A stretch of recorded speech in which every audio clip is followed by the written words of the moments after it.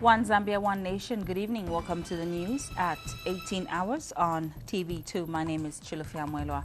Our top stories in the news this hour. Finance Minister Felix Mutati says the removal of subsidies on fuel leading to the recent increase in local prices has nothing to do with the International Monetary Fund.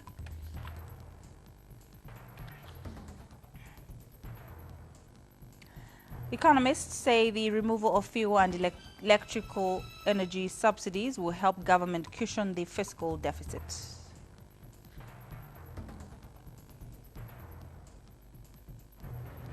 And coming up in sports news, Sports Minister Moses Mawere says government is committed to the development of athletes and coaches in the country. And now the details. Finance Minister Felix Mutati says the removal of subsidies on fuel leading to the recent increase in local prices has nothing to do with the International Monetary Fund, the IMF. Mr. Mutati has explained that the subsidies removals are instead government's several measures for fiscal consolidation and part of shifting resources to other needy areas. The minister was speaking today in Parliament when he presented a ministerial statement. Meanwhile, Mr. Mutati has ruled out assertions that the Zambian economy has collapsed, saying the turmoil being experienced is because of external shocks, such as the plummeting international copper prices.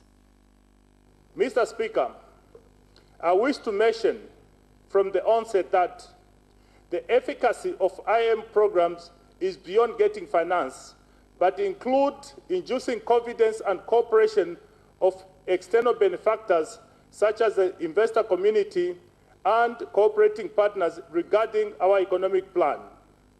The credibility of IMF as an independent appraiser cannot be overemphasized. May I now take this opportunity, Mr. Speaker, to inform the House that government has not yet hosted any detailed discussions with IMF, and there is no IMF preconditions. Mr. Speaker, our engagement with the IMF has changed considerably over the past decade. And thankfully, the days of preconditions from Washington, without due regard to country peculiarities, have made way and evolved into a better technical and collaborative partnership. The IMF provides financial support to countries facing balance of payment difficulties. We should not turn away from financial and technical assistance and instead take charge and utilize the support. Meanwhile, economists say the removal of fuel and electrical energy subsidies will help government cushion the fiscal deficit. Zambia Institute for Policy Analysis and Research, ZIPA senior researcher, macroeconomics, Cesar Giello, says the fuel subsidies have been a burden on government spending. And Economics Association of Zambia President Crispin Mpuka says there is no better time than now to remove the subsidies. In 2015, the fuel subsidies amounted to 2.7 million kwacha, or 15% of the fiscal deficit. Ruth Kamwe has the details in this report. It is a well-known fact that any adjustment in the cost of fuel and electricity affects the cost of living. In most cases, the effects are perceived to be in the negative because they are felt almost immediate. Transportation costs are usually raised in tandem with fuel costs, while product costs will also adjust to suit energy costs. Already, the Cross-Border Traders Association of Zambia is feeling the impact of fuel subsidies removal matched with the raised prices. Charles Kakoma is the Chairman General of the association. Many small-scale cross-border traders will be pushed out of business because it would mean that we need to increase our products and the bearing cost will be very much on the consumers. So meaning that business will be very slow and the profit margin will be reduced. But the experts say the fuel subsidy should be a foregone story. This is because in 2015, fuel subsidies accounted for 2.7 billion kwacha, or 15% of the fiscal deficit. From January 2016 to date alone, fuel arrears payments stand at 3.6 billion kwacha.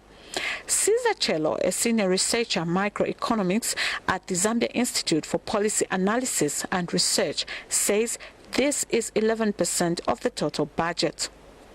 It's just not feasible anymore for the government to continue with the subsidies. The government is basically running out of money. And you see it in the deficit. The fiscal deficit is just telling you how much more you are spending than you are earning in an income.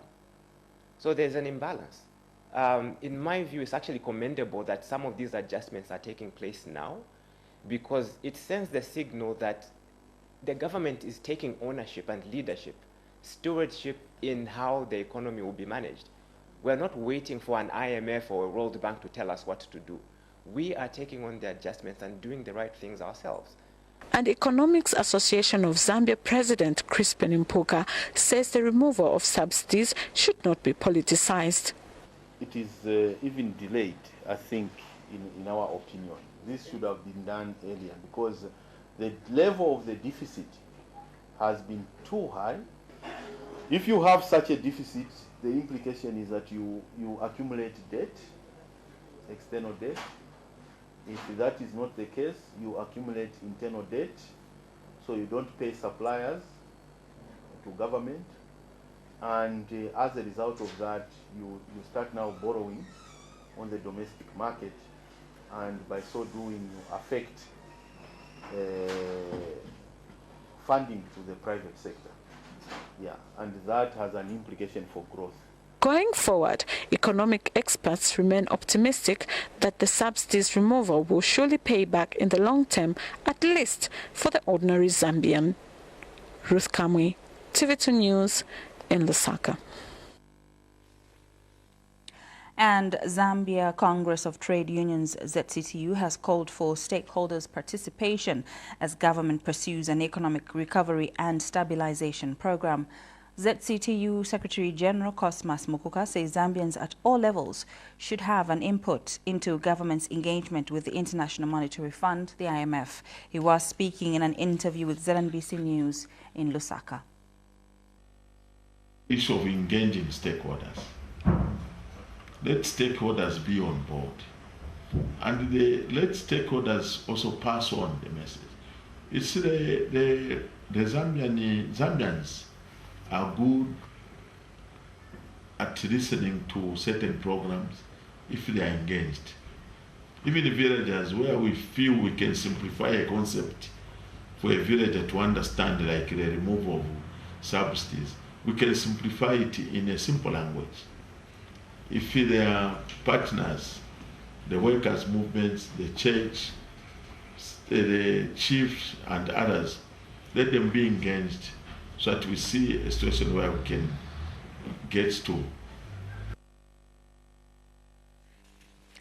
In other news, Vice President Inongewina says there is a spirit of oneness in the country in the aftermath of the National Day for Prayer and Fasting, which was observed on Tuesday, October 18th. Mrs. Wina says Zambians have embraced the One Zambia, One Nation motto and are proud of it.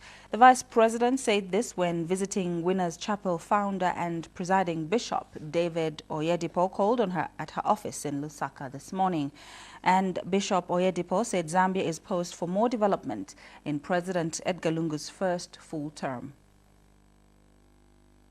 We are blessed in Zambia in that you have planted a tree through the Winners Chapel in our country, and we have seen quite a huge development in the denomination, in the membership of this particular church, and we are very grateful to you for considering Zambia to spread the word of God. We are grateful also for the work you are doing in the continent, especially the establishment of educational institutions. Put in our best, the best of each one, coming into play, and we see a brand new Africa continent. And I pray for peace and stability in Zambia. After every election, there's always disenchantment. as we work towards reconciliation, you see a brand new nation coming.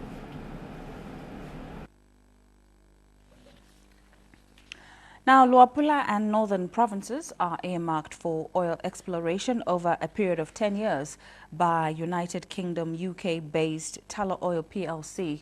Tullow Zambia BV country manager Sixtus Mulenga disclosed this during a senior management meeting held in the Provincial Administration Conference Room in Mansa.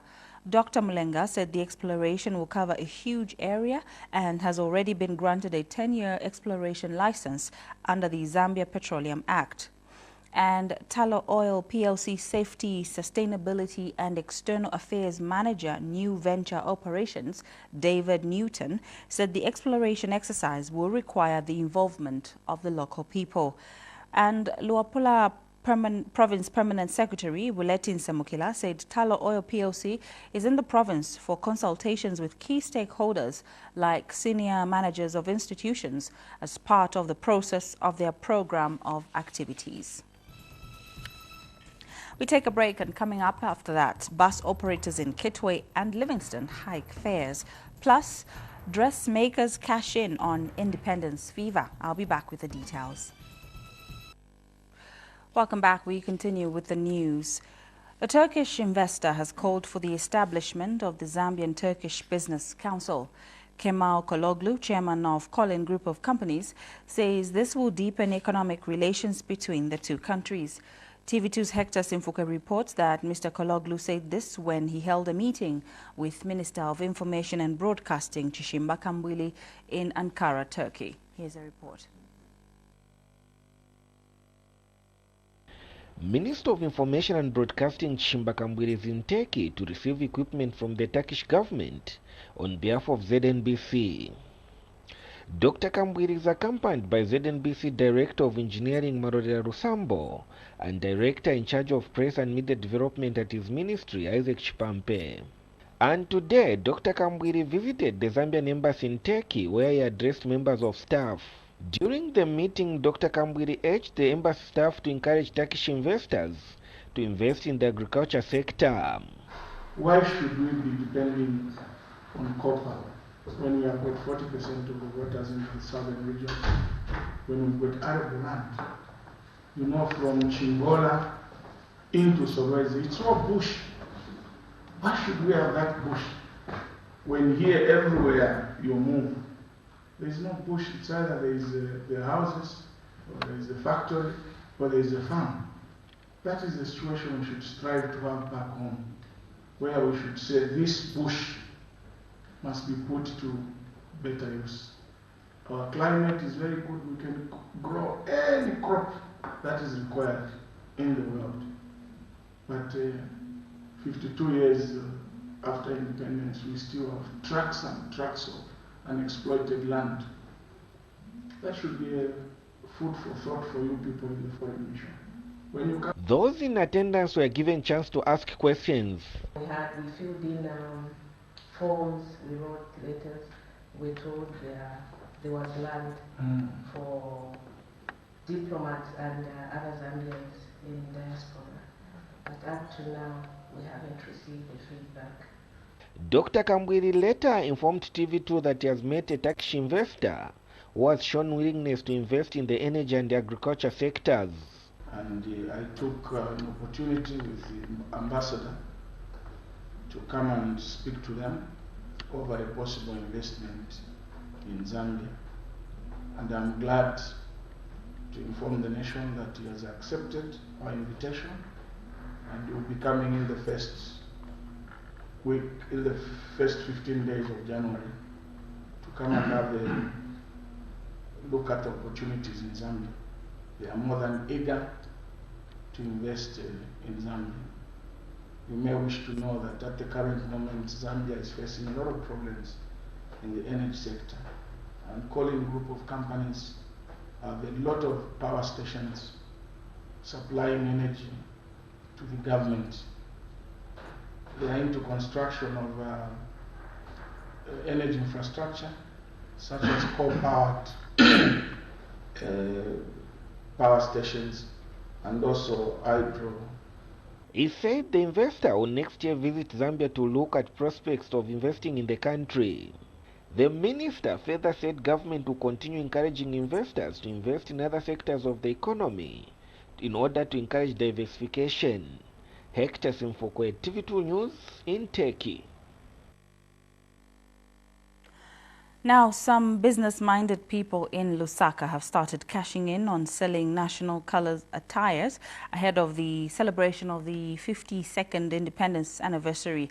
A check in Kamwala trading area found traders, mostly women, selling dresses and shirts of all sizes tailored from the Zambian flag, printed Chitenge materials. Here's a report. A few days before Zambia celebrates our 52nd Independence Day, and already people of all ages are in the celebrating mood. One Zambia, one nation. Those that are in the business of making clothes are happy that it is time to cash in a little more than usual. 50, 100 ya embroidery, ya wakuru tumapanga ku 200 na 300 suti. At Lusaka's Kamwala Trading Center, open markets for Independence Day attires designed from Zambian flag colors are on the increase. Barbara is one of the women that have taken up the initiative to sell Independence Day attires. She's hopeful that by the end of her business escapade, she would have sold out 150 pieces. Yeah, my biggest size is 100 kwacha. And one of the parents, Mumbi Piri, who was happy to buy 2 girls' dresses, said it is important for everyone to be in the spirit of one Zambia, one nation. She has praised women for taking up the initiative to cash in. These dresses, one for my daughter and one for my granddaughter. They should look nice on that Independence Day. It's a special occasion for Zambia, and we should be proud of who we are. We are Zambians. And I came here to Kamwala to support my fellow women. You can see this is being an entrepreneur.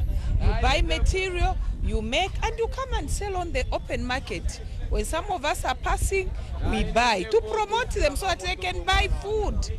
Nobody, no leader will come and bring food on your table. You have to work hard like our women are doing.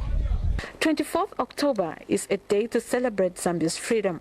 And while this is being done, it is also good to improve one's livelihood through such ventures. Ruth Kamwi, TV2 News in Lusaka. Commerce, Trade and Industry Permanent Secretary Kayula Siame has disclosed that Zambia has finalized formulating an industrialization policy that will be approved by Cabinet by the end of the year. And Ms. Siame says one of the issues that have come out of the policy after vast consultation is the issue of local content for the entrepreneurs. Ms. Siame has told journalists in Madagascar after the just-ended COMESA Authority Heads of State Summits that government has ensured that all the gaps have been dealt with to ensure the industrialization policy is implemented. Ms. Siame was part of the delegation to the 19th COMESA Summit, which was held under the theme Inclusive and Sustainable Industrialization. Now, bus and taxi owners on the Copper Belt have hiked fares on all routes by between 15 to 25%. The increase in fares is with immediate effect. National spokesperson for Bus and Taxi Owners Association of Zambia, Amis Daudi, announced the fare hike in an interview with ZNBC News in Kitwe today. Mr. Daudi said fares for long-distance routes have been upped by 15%, while inter-town routes fares are up by 18%. And public service vehicle operators in Livingston have tentatively increased the taxi and minibus fares on local routes by 2 and 1 kwacha respectively. Livingston Public Transporters Association chairperson Christopher Banda says the tentative increase of about 40% is an interim response to the recent 38.8% fuel increase. We take our second break. We have sports news after that. Stay with us. And finally, in the news, Sports Minister Moses Mawere says government is committed to the development of athletes and coaches in the country. Mawere says the desire of many Zambians is to see athletes compete and reap medals at major international events like the Olympics. Mawere was speaking when he launched the National Center of Excellence for Sports at the Olympic Youth Development Center in Lusaka. The minister also urged athletes to take advantage and build on the success of the center by winning medals in future events. And National Olympic Committee of Zambia, NOCZ, says the launch of the National Center of Excellence for Sports is a milestone achievement for the country. Will not be in vain, but that we will live to see a National Center of Excellence for Sport that lives up to its mandate of providing adequate opportunities to top talented high-performance athletes. Ladies and gentlemen, for a long time now, my ministry has been working towards the establishment of programs that can contribute to the enhancement of the athletes' performance during training and competition. And as we end the news, here's a reminder of the top stories. Finance Minister Felix Mutati says the removal of subsidies on fuel leading to the recent increase in local prices has nothing to do with the International Monetary Fund. Mr. Mutati has explained that the subsidies removals are instead government's several measures for fiscal consolidation and part of shifting resources to other needy areas. Economists say the removal of fuel and electrical energy subsidies will help government cushion the fiscal deficit. Zambia Institute for Policy Analysis and Research, ZIPA senior researcher macroeconomics Cesar Giello says the fuel subsidies have been a burden on government spending. And Sports Minister Moses Mawere says government is committed to the development of athletes and coaches in the country. Mawere says the desire of many Zambians is to see the athletes compete and reap medals at major international events like the Olympics. Well, that's the news at 18 hours. We'll be back this evening at 20 hours with another detailed bulletin. My name is Chilufia Mwelwa. Bye-bye.